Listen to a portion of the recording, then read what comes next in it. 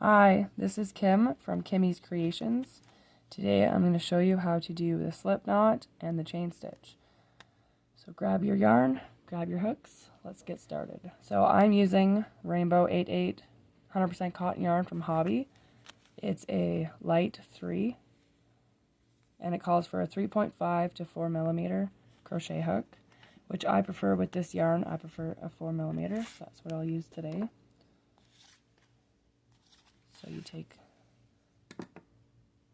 the tail of your yarn to make a slip knot, wrap it around your finger twice, you hold it, you take this first loop, take it over, take the second loop, and you pull it off your finger, put it on your crochet hook, pull it by the tail, and it tightens it. We'll do that one more time. So you take your yarn, you wrap it around your finger twice, take the first loop, put it over the second, take the second loop, and you pull it off your finger, pull it off the tip of your finger. Put it on your hook, and pull it tight. So for the chain stitch, I'll talk about that in a second, but for holding it, I hold my yarn like this, and I hold my hook like this. It's however you find it comfortable. So you're going to wrap the yarn around it, and you're going to pull it through. Wrap the yarn, pull it through. Wrap it, pull it through.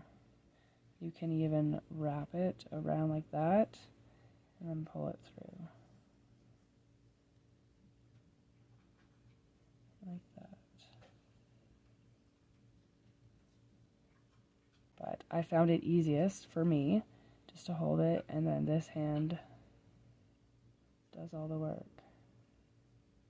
And you just keep wrapping the yarn around and pulling through.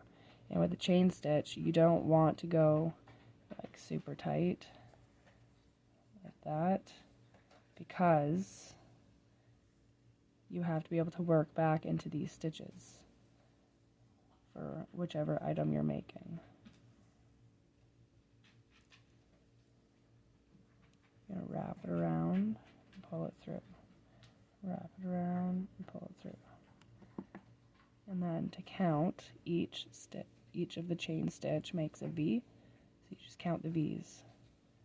So there's 1, 2, 3, 4, 5, 6, 7, 8, 9, 10, 11, 12, 13.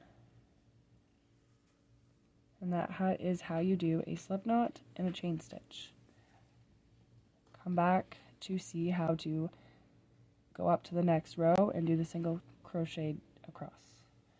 Thanks for watching. Bye.